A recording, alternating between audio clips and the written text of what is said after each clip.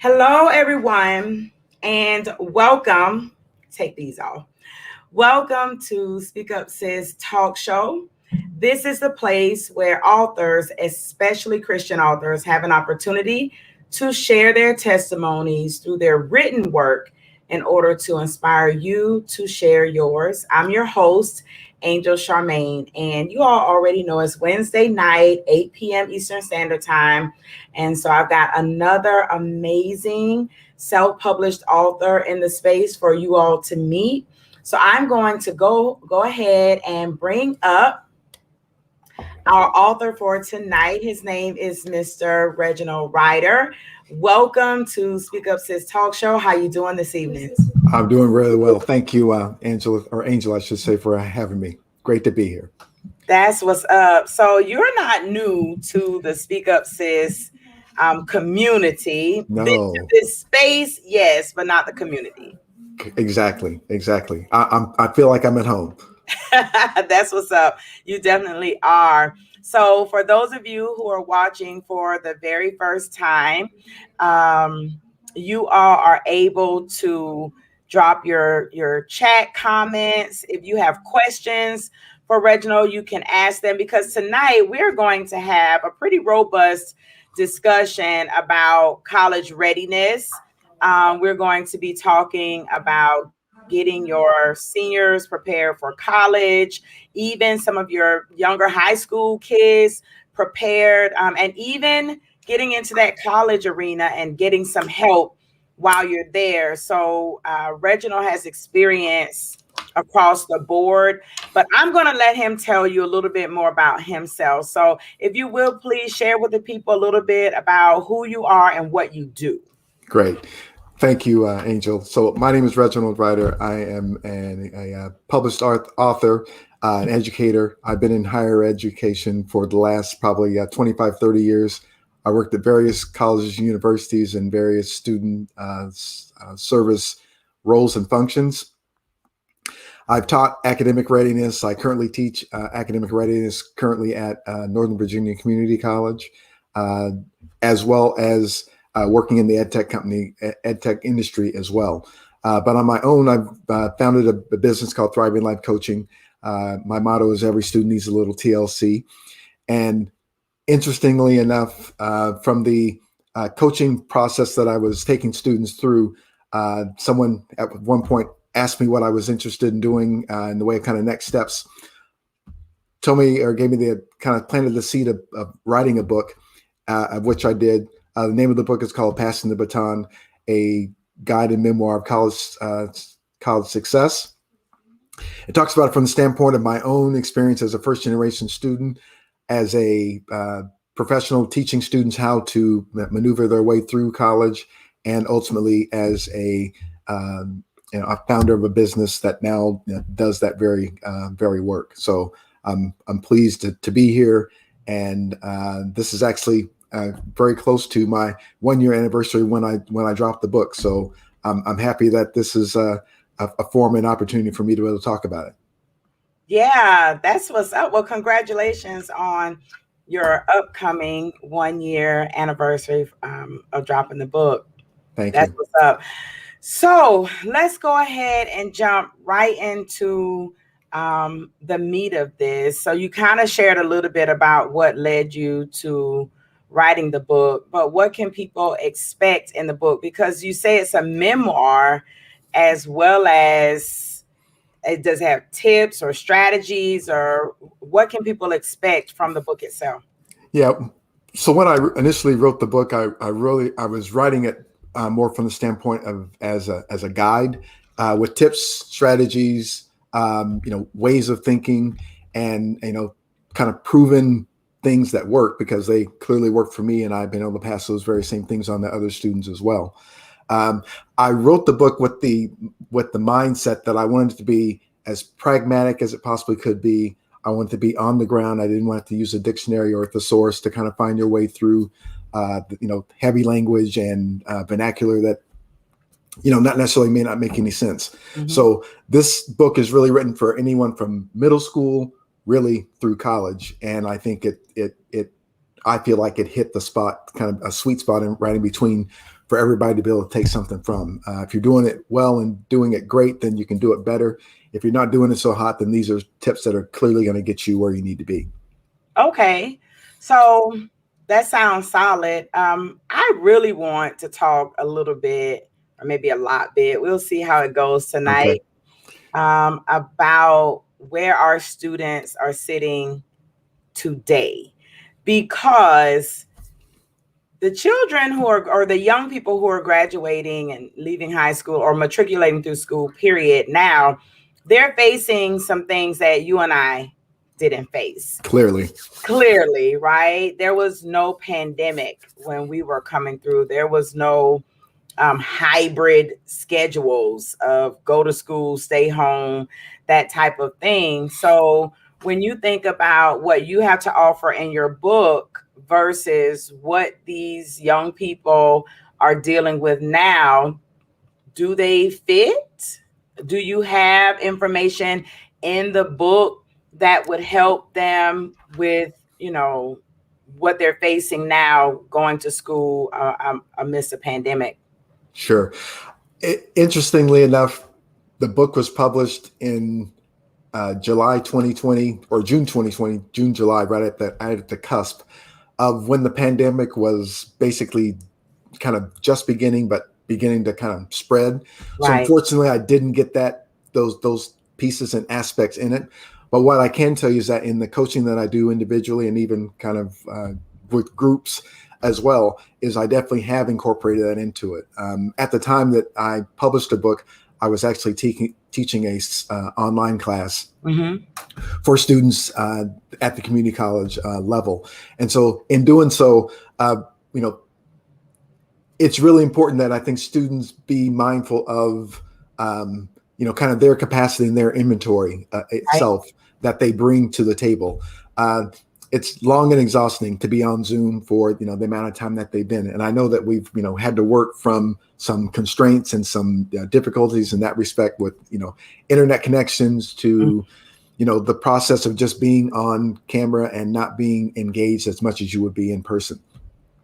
So in some respects, the tips in the book speak to some of those things, but they don't reach, clearly the level that they would need to, given the pandemic and all that's happened with it. Right. But what I can tell you, regardless, is that I think if you can incorporate these tips into your kind of daily life, especially as we make the transition back, it should help some. It's not foolproof. It won't cover every aspect of it. Maybe I'll try and do a second edition or add another chapter to what I'm writing, or even some other projects that I'm looking to develop even now.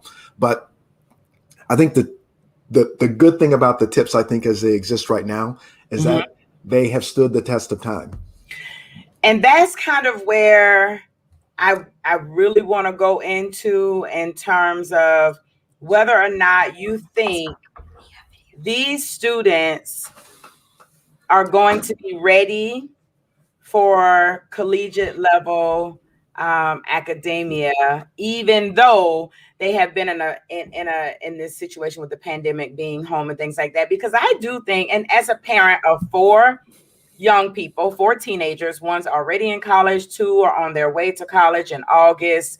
I kind of feel like there are just some skills that you have, or that you should have, right? Right. That will allow you to thrive, whether or not you're in a traditional classroom or a virtual classroom or hybrid situations. But do you think that these kids are going to be more ready or less ready?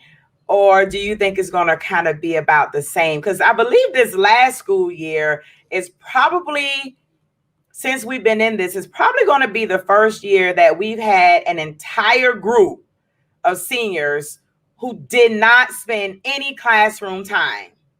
Yeah, no, this is probably going to be the first since this whole pandemic thing, right? So what do you think? Do you think they're going to be more ready, less ready, or about the same? That's really that's a good question. That's a good question. And I would expect that from you, though, Angel. But I feel like in some respects, I think people are going to be on a continuum. Mm-hmm. So they're going to be people who are ready. And I think there are people who are ready and anxious just because they're going to be back in a, academic environment, again. Now, clearly it's going to be different high school versus college. Mm-hmm. So there are some of those givens that are going to be a part of that. But I feel like in some respects, that's, kind of one slice of the pie. I think a second slice of the pie is for those who are going to transition into it, but who aren't really fully aware of what that's going to look like and feel like. And Mm-hmm. so part of I think the coaching or the process that I've tried to work with even the students because I currently coach some students who are high school seniors getting ready to go to college. Okay. In the context of them doing that virtually, I made it a point to try and get them to the point to where they'd be able to advocate for themselves. Mm-hmm. Because you have to be able to do that. Mom and Right. dad are not going to be there. And not going to be there. Professor or teacher, Miss, whomever, Mr. whomever at your high school, your favorite teacher, the one that you palled around with and respecting, that was your coach and everything else. That guy's not going to be there. That woman is not going to be there. So you really have to understand, as I like to call it, a client mentality when you go to your school, when you go to your institution, and getting what you need to get out of the experience, a return on your investment.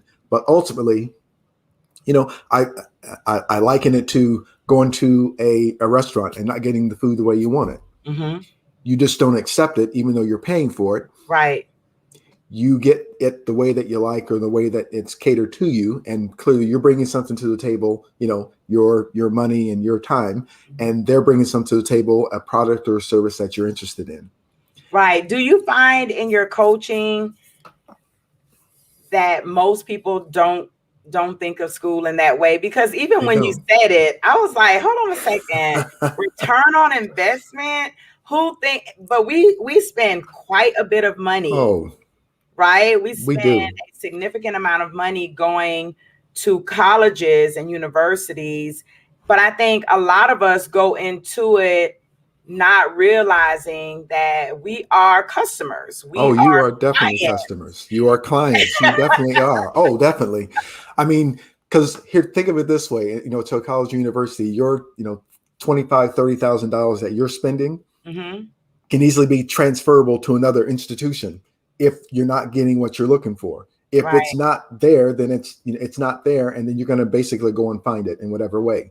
If enough people do that, then, clearly an institution is going to be looking at the how and the why and the what.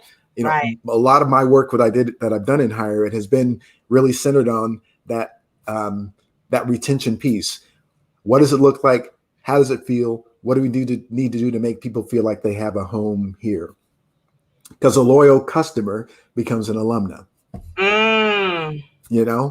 And so, it really behooves, I think, a student to be in their best interest to be able to say to their professor or go to their professor and say, I'm not understanding how to do this. Now, you can't just do that and let that be, and with your hands on your hips and, rolling your neck and everything else, be in demand of what, that looks like for them to be able to give you that information. Right. That's part of the expectation. But the other part of it is that you're going to be able to ask a specific enough question, or at least the question that says that I've at least explored this to the point that I have the understanding that I have at this point.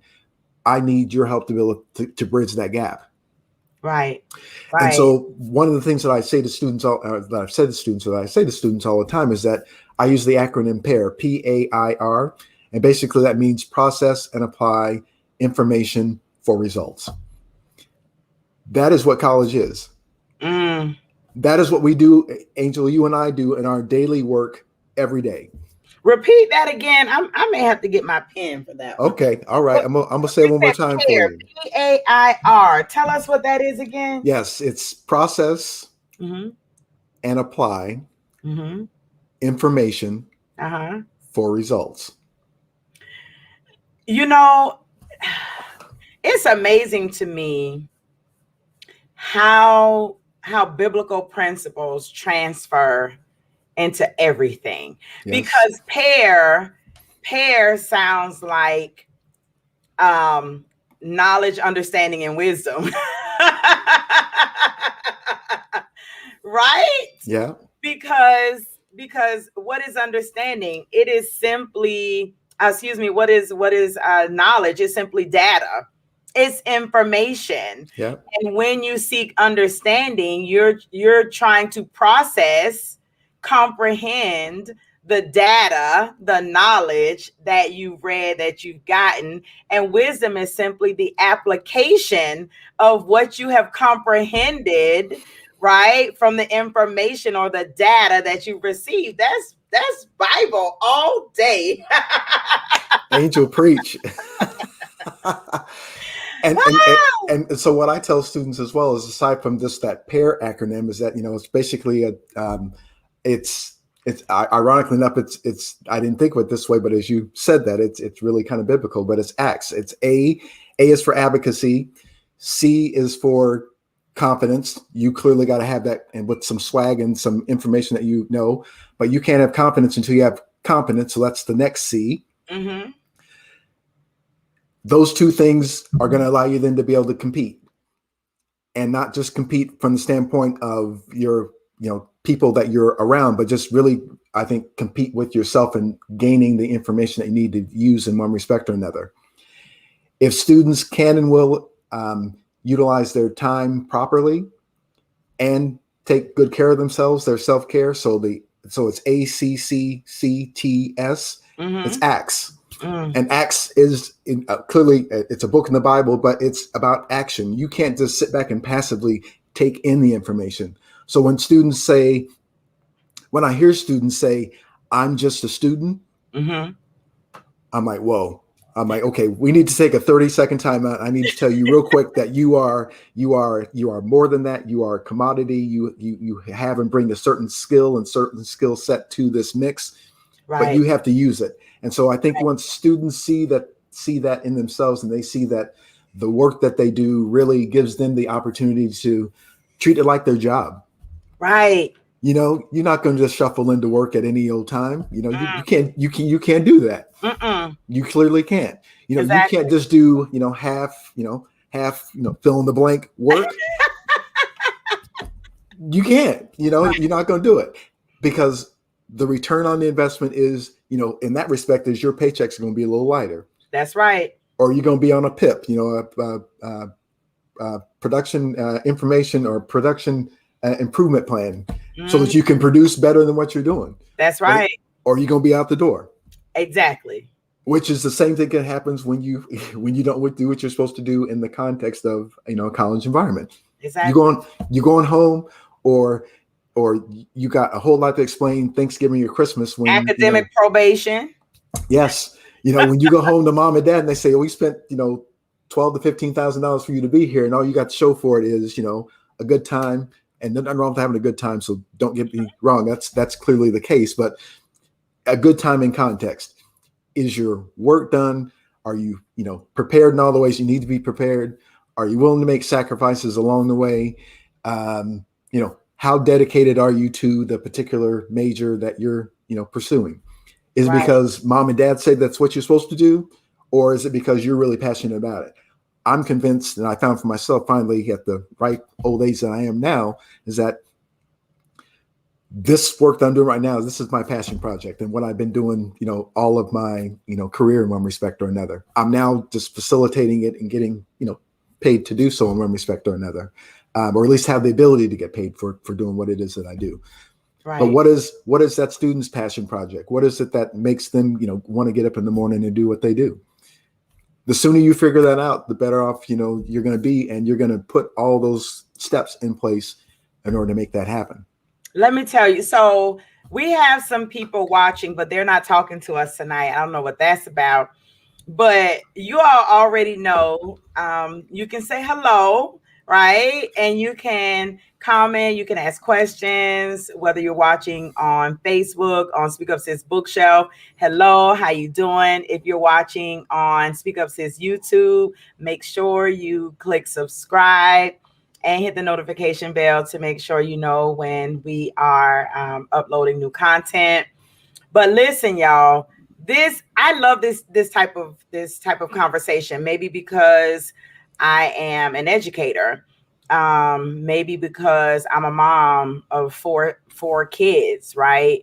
maybe just because I care. I think a lot of times we spend time as people, especially as brown and black people, talking about foolishness. Yeah. We are, and I want to make sure I put this up here because the name of your book is Passing the Baton. And you're talking is your memoir, right? And about your success in college, all your journey as well. But here's the thing, we pass the baton for so many foolish things. Oh, yes. Oh, yes. We pass the baton on so much foolishness. And when it's time to have these types of conversations, this is not chick lit. I don't know if you know what chick lit is. You know what chick lit is, right? It's chick lit, like chick, like the term for women that some people use in literature. You know, it's the fluffy fiction that's about whatever, you know, it's fun. We like it, whatever. We want to talk about that all day. We want to talk about romance all day. We want to talk about erotica all day. We want to talk about relationships all day. But this is a book that your children need. The service you provide, the one thing that I really liked about what you told me about your service is that you coach young people. I do. We're in this area where everybody's a coach, right? Everybody's coaching somebody on something. But we're usually talking about adults. Yes. Usually talking about adults. We don't think that our children need to be coached, to be mentored, in order to be, if you think you need a business coach, a finance coach, a relationship coach, a whole life coach, right? Why wouldn't your children benefit from having a success coach, a collegiate success coach? I mean, do you have a hard time getting people to understand? You know, I really that. Actually, this is so pointed of a question. Within the last 4 weeks, I probably have acquired 4 to 5 clients just from referrals from people who have, in fact, used the service, see the benefit of it, and have, in fact, taken it on for themselves. And I'm not just talking students I'm talking, freshmen in high school. That's now a sophomore. So some of these people are going to be staying with me. I have students who are, or people that I'm coaching, I say students, but coach students in life, but students that I'm coaching right now that are 20 years old, out of school and looking to go back to school to work on a trade. I'm working. I just spoke with someone tonight in that regard. I'm working with students who are transitioning from high school to college. I'm working with actually a group out of California who are running right now a national program for 6th, 7th, and 8th graders. And so I get what's called an hour of power, but an hour of time to talk to them about what their experience should be like at their own grade level. So I'm able to really kind of, at age appropriate levels, be able to talk to them about what the experience is like and being prepared in all the ways. Because, clearly, Angel, you and I, we got some of this from our family and maybe from friends who may have passed the baton to us in that respect, but nothing that's formal. And I'm convinced, much like you said, and you talked about the kind of chicklet, mentality that's out there. With all due respect, we spend $300 on shoes. We spend $150 on purses and, trips and everything else. My book on my website is $12. And what I'll say to you is this: if I told you if you could spend $12 and really get a return on your investment for every $25,000 you spend when you go to college, so $12,000 gets you $100,000 in the way of an investment, but gives you a lifetime of earning power, career development, and you working in your passion. Look, I take it in a heartbeat. I'm saying. So, for what it's worth, I clearly and appreciate the fact that, that we spoil our kids in all the ways that we can and that we're able to. But let's not forget, because part of what happens for us is, we spend, but we have nothing to show for it. Yes. And our counterparts do the opposite. They invest and they see the benefits on the other side. We have to change our mentality to where that's going to fit, and that our kids are going to benefit from, all those experiences that we have and that we talk about. Exactly. I'm with you on that. Hey, Pamela, how you doing, sis? Pamela Nichols. She is a fellow author on the bookshelf, and she says, "I'm wondering if students that age have even identified their passion." And I think that's a really good point. I'm going to let you discuss that. Sure. One of the groups that I told you about was the 6th and 7th graders that I was talking to this past week, and I'll talk to them again next week. They didn't necessarily talk about it in the form of a passion. They talked about it from the standpoint of a plan A and a plan B. One kid, in the process of kind of me talking about introducing myself and this, what it is that I do, I asked him, I said, well, what do you want to do? And he said, I want to be a basketball player. I was like, okay, great. You can be a basketball player. I said, but what happens if, you get injured? What happens if, you don't finish school? What happens if you don't get into school? Well, then what do you do? And another kid chimed in and said, well, I've got a plan B and a plan A and a plan B. And that's a 6th grader, so 10 to 11 years old. Right. But it was really cute because one of the kids said to me, he said, I've got a plan A through plan Z. Now, whether or not he had one or not is not the point. But the fact that he even knew that, he could go from, there were 26 potential options out there for him, either philosophically or real. Right. That's what it's all about. So to me, I think you can always kind of catch them where they are. And maybe in some respects they don't have a passion, but I think it behooves us to try and help them find or figure out what that looks like. Right. Here again, to me, everything is biblical. I mean, whatever. The Bible tells us that it's our gift that will make room for us, right? And part of, even as someone who has been an educator for over 20 years now, I am not a huge proponent of education as we do it. I'm not. And I really believe that we should spend more of our time helping young people find their passions, figuring out what their gifts are. Yes. And then helping them determine which route is better suited for that gift. There, for example, if your child is passionate and gifted in an area that requires trade skills, why would you send them to a 4-year college or university for a theoretical degree when they really need to be honing some hands-on, tangible sorts of things? Or if your child has a gift as an orator, as a speaker, as a debater, and you see that maybe they're interested in being a lawyer or something of that nature, well, then of course you would probably look into sending them to a 4-year college university in order to study law or something of that nature, right? Or depending on what they want to do, that child may not do either. Or if they're really good at it, you may send them through a whole Toastmasters program or something and train them in public speaking and things of that nature. So for me, I believe we all have a gift. We're all passionate about something. It's just helping young people to try as many things as they can, expose them to as much as possible to help them sort of figure that out, So that's my thought. I'm not saying I'm right, but that's just the way that I think about it.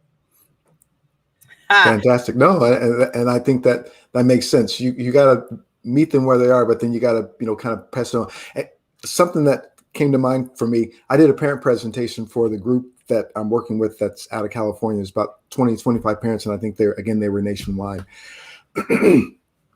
But But one of the things that I said, and I think it fits so well with what you talked about, is I know when my kids were young and coming, of age in one respect or another as toddlers all the way through, but especially when they were toddlers, I I talked about and cared about every milestone they had when they first said dada, and when they learned how to walk, and how they learned how to drink from a sippy cup from a bottle, and then from a sippy cup to a cup, and then running and reading and learning their letters and numbers and everything else.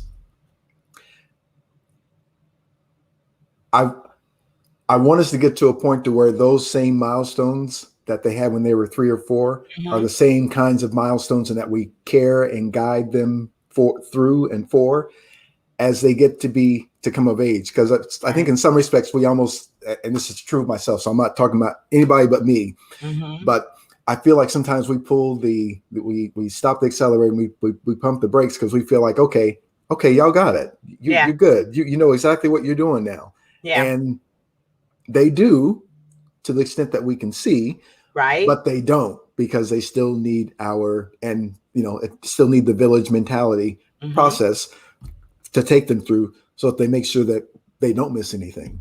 Right.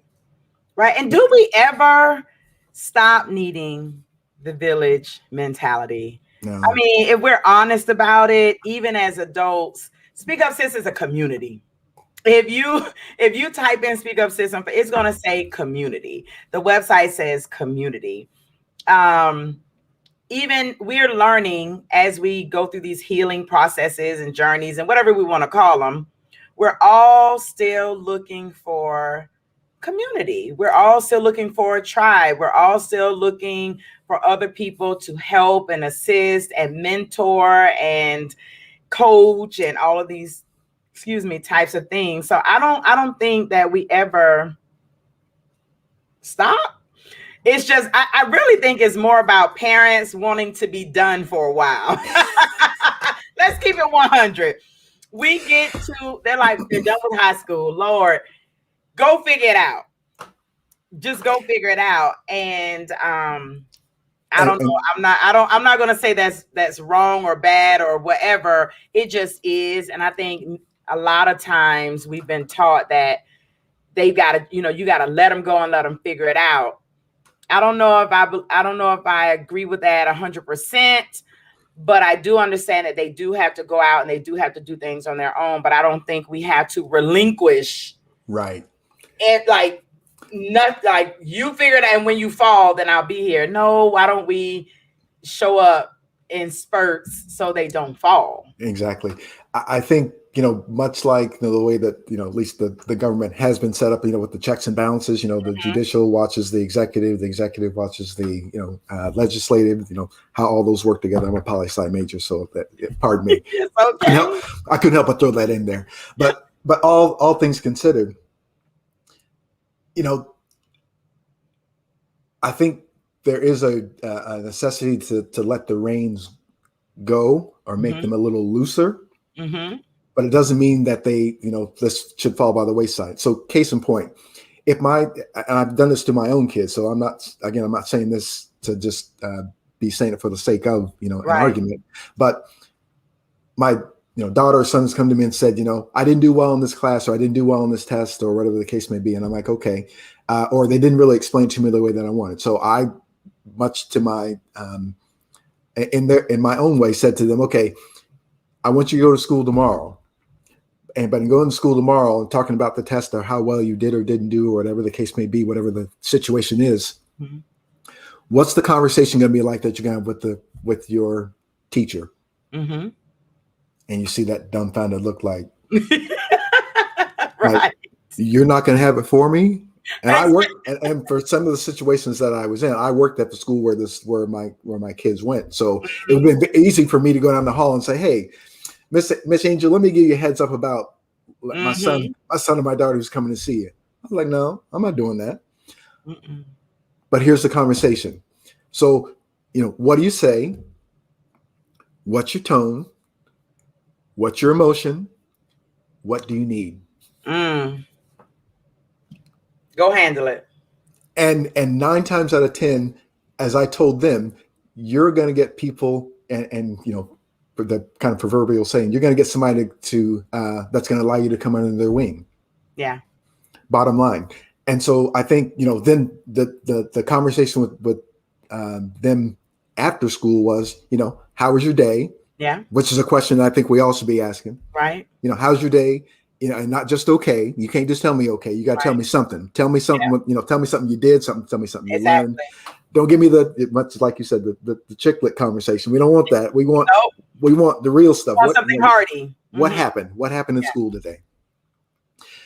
But then they'll be able to find out from them that, they had the conversation and it was a mature conversation. It was a conversation that got them engaged and got the teacher to be able to, answer the question that they needed and the information that they wanted.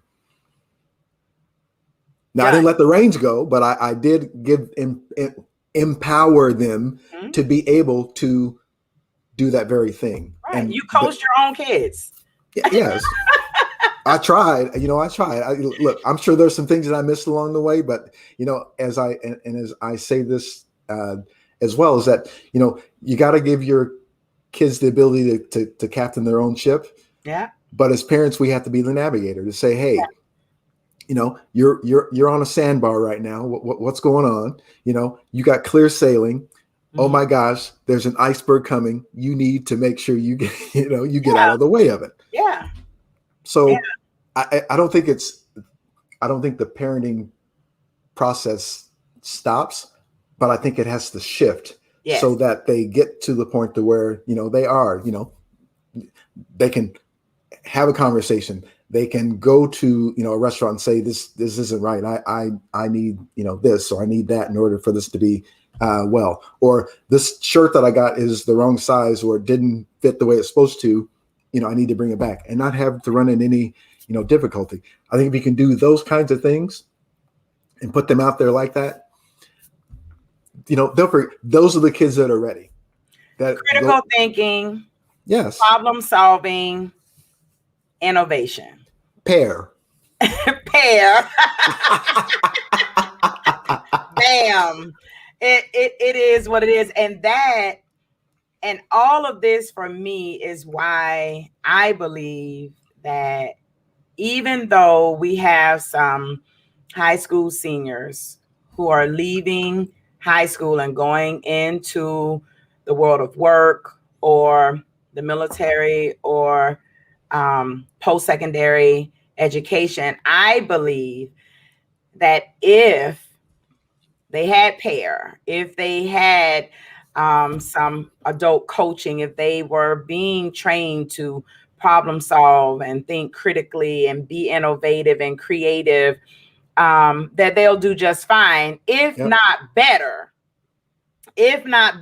considering the world is moving into a very AI, IT kind of space. Oh, definitely. So having spent a whole year having to learn via campus and things of that nature, they were being prepared to do what many college students do anyway, especially those who are on virtual campuses and things of that nature, right? Yeah, so I would think if you're a parent watching this, first, I'm going to suggest that you purchase Passing the Baton.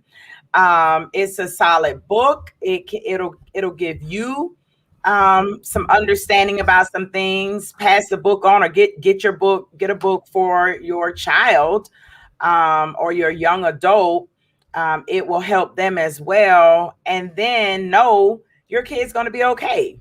Yes, definitely. And if you're really not sure, then you can connect with TLC, and Reginald can help your child through the process if you need a little help. Because the truth is this: you and I can have this conversation. We're both academics. So it's like, you do this, do that, boo, boo, boo, boo. And sometimes other people are going, you're saying that, Angel, but that is not as easy as you're trying to make it seem. And I can respect that. And so that's why we have people like Reginald who coach young people. Yeah. And here's the other thing that I would say as well, is that I'd say 10 times out of 10, Mm-hmm. Not even 9 times out of 10. I know we say that sometimes, but there's a little room for margin of error, whatever the case may be. 10 times out of 10, I'm probably saying the very same thing to your child that you're saying, but I'm not their parent. So Yep. I'm. It's very easy for me to be able to say, so Angel, you're not cutting the mustard because you're not doing X, Y, and Z like we think you should be doing, or you said that you were going to do X and now you're doing Y. What was the disconnect? What was the problem? I'm Mm-hmm. probably saying everything and doing everything in some respects that, in a lot of respects, reinforces what you are saying or what you've been saying. It's just this time when they actually get the chance to hear it, they're not hearing it through the lens of mom and dad, where it sounds like, Charlie Brown's, want, Charlie Uh-huh. Brown's teacher. They're really hearing it from somebody who's been on the ground, who can say to them, no, you can't go into class, 10 minutes late. Some teachers will lock the door. Some teachers will, not let you in the class. Some teachers will, take attendance. Some teachers will do X, Y, or Z. But, every time that you don't go to class, it's costing you X amount of money to not be there, Yep. that you've already spent, that you don't even have nothing to show for. So, me being able to have those kind of conversations with, your student, or with you directly, I think gives it a whole different feel and a whole different level of intention on my part, but hopefully information that they can process and use at some point as well. That's what's up.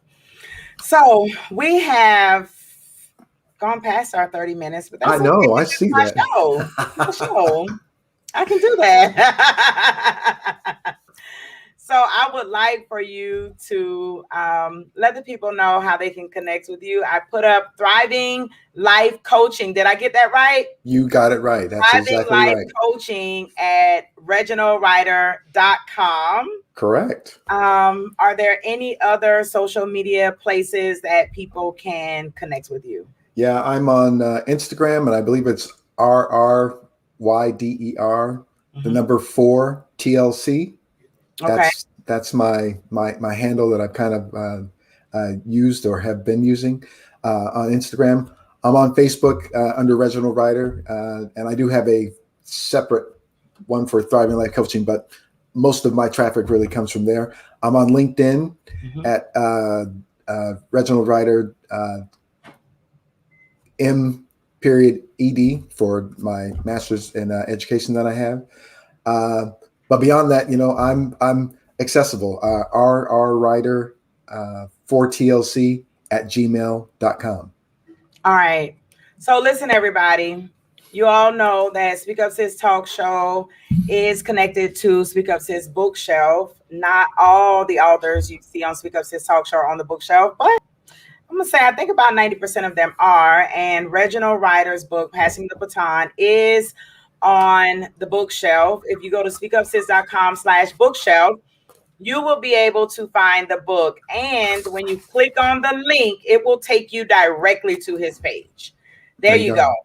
There it is. It's going to take you to his page. And on his page, you can, find everything else that you need to find about him. So an easy way to connect with him, simply go to speakupsis.com/bookshelf.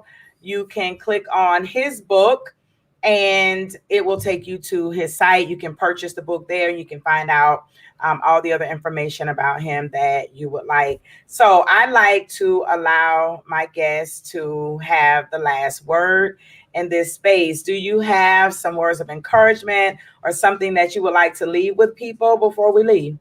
I do. Well, first and foremost, thank you very much, Angel, for having me, and for our series of conversations that we've had. Outside of this, this has been great. But the thing I think I want to leave with your audience is that this life that we live and that we lead in one respect or another is really about you thriving in the environment. And so I was very deliberate with the naming of the business as Thriving Life Coaching. I don't want people that I come in contact with, either via the book or through coaching, to just survive, because to just survive is just, probably 75-80% of what capacity you are. I want you to thrive and be at 110. And Right. really, you'll be able to see the multiplier effect, not just for what it means for you, but what you'll be able to do in context with other people, your immediate family, your extended family, even the family that you're going to produce at some point later on in life, and be able to offer these lessons to. Um, I guess, lastly, I'll say I'm all about building a legacy, because I think in not all situations, especially as Black and brown people, have we ever been in the position to be able to do so. And this is just my way of being able to offer that tidbit for everybody, and plant a seed and watch it grow. So thank you for your time. I really appreciate being here. And, you got to have me back. That's all there is to it. Most definitely. Reginald has already been on Speak Up Sis podcast. He's told us about his life. You all can go over to Speak Up Sis podcast and listen to the episode where he shares a little bit more detail about himself and the background of his story. It was an excellent one-on-one with Angel episode. He's here sharing the book and his expertise in Speak Up Sis talk show. I don't know. I guess I'm just going to have to create another space for you or something. We can talk about it. That's what's up. That's what's up. So listen, everybody, thank you all for joining us tonight on Speak Up Sis Talk Show, the place where authors, especially Christian authors, have an opportunity to share their testimonies through their written work to inspire you to open up your mouth and share yours. This has been a wonderful night. I appreciate you, Reginald. You all don't forget, go and grab the book, Passing the Baton. It is on the bookshelf, and let us know what you think. Make sure you read it. Let them know you found it here on Speak Up Sis, and make sure you leave them a review. That would be nice too. That part when you finish with it. So we appreciate you all. Have a wonderful night. We'll see you next week, Wednesday at 8 p.m. Eastern Standard Time. Bye, y'all. Thank you very much. Take care. Bye-bye. Bye-bye.